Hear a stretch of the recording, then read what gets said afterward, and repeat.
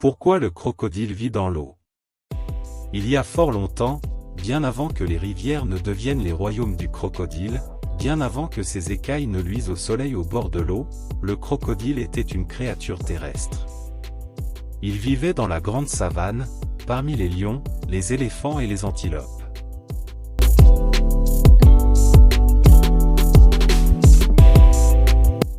Il était respecté, redouté, et parfois même admiré. Son dos était recouvert de plaques épaisses, dures comme la pierre, et sa mâchoire, large et puissante, faisait fuir même les plus téméraires.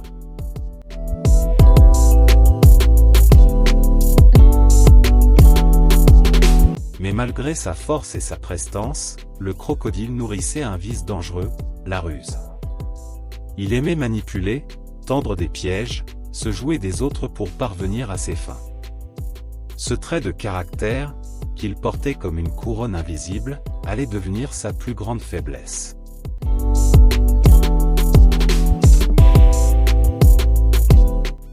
Le règne sur la savane.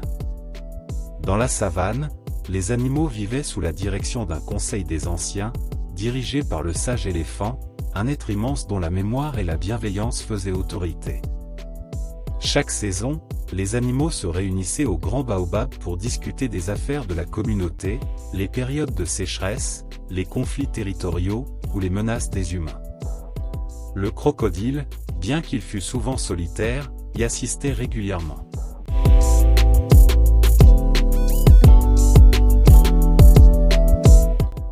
Il écoutait, parlait peu, mais observait tout. Il n'était pas aimé, ni haï.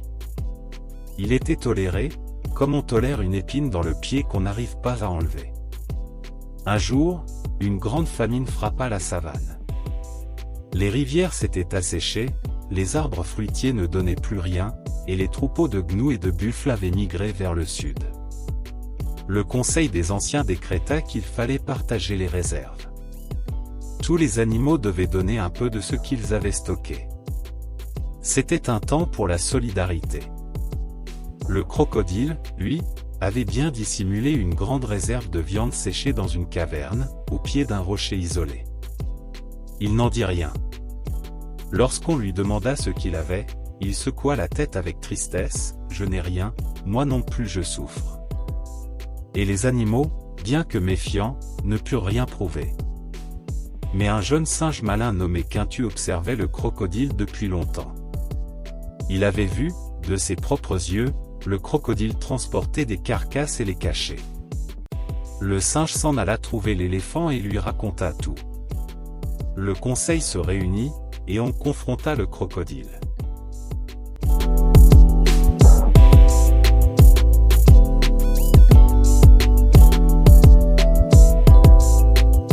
Est-ce vrai que tu caches de la nourriture pendant que tes frères et sœurs meurent de faim?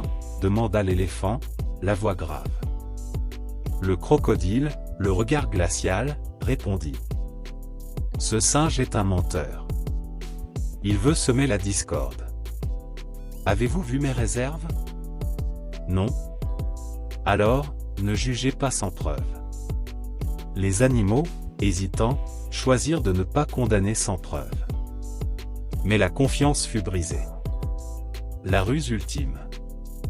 Alors que la famine s'aggravait, le crocodile, inquiet que d'autres animaux finissent par découvrir ses réserves, échafauda un plan. Il décida de faire diversion en dénonçant un autre animal, afin de détourner l'attention. Il choisit la hyène, une créature qui, comme lui, n'était pas très appréciée. J'ai vu la hyène emporter des carcasses vers une grotte au nord, dit-il publiquement.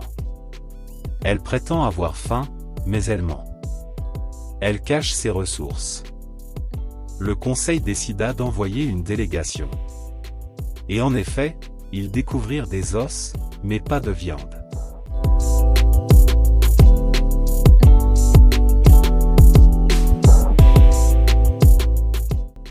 La hyène, prise au piège, fut chassée.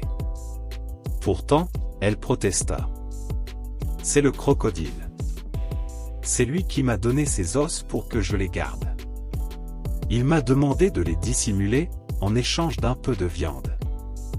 Mais personne ne voulut croire une hyène. Le crocodile souriait dans son cœur. Il avait réussi. Une menace en moins, et sa réserve restait intacte. Mais Quintu, le singe, ne baissa pas les bras. Il retourna espionner le crocodile, de nuit. Il suivit ses pas, observa ses allées et venues, et découvrit enfin la caverne. Il prévint les anciens. Cette fois, l'éléphant décida qu'on devait agir en secret. Ils attendirent que le crocodile s'éloigne, puis ils entrèrent dans la grotte.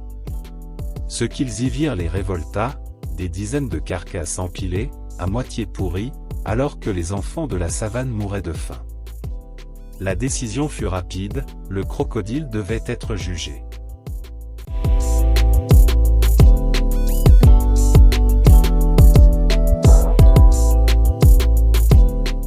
Le jugement. Le grand conseil fut convoqué, tous les animaux furent présents. Le crocodile, sommé de s'expliquer, resta silencieux. Il savait qu'il était perdu.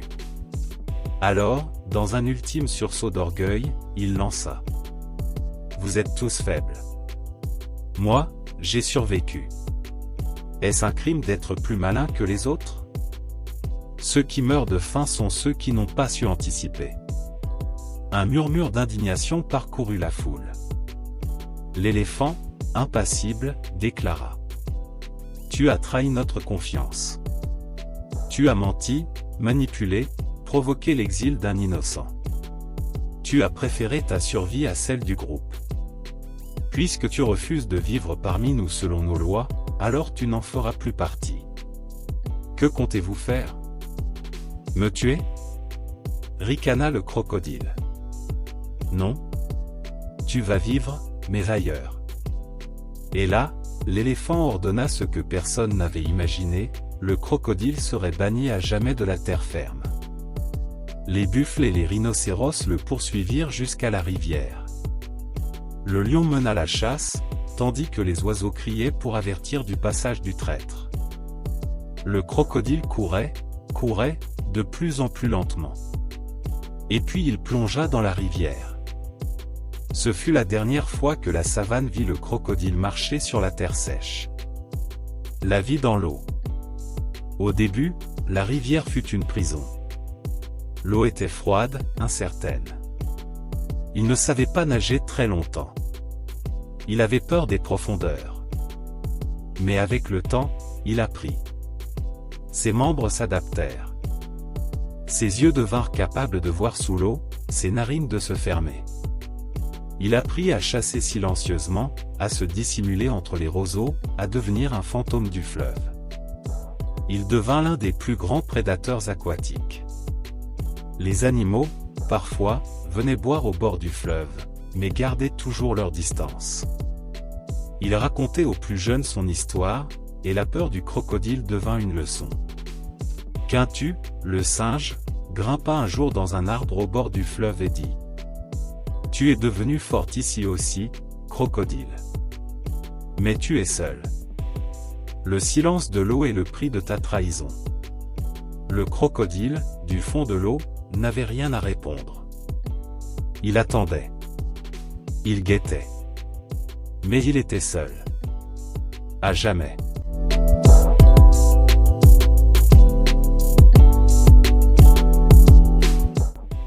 Morale de l'histoire.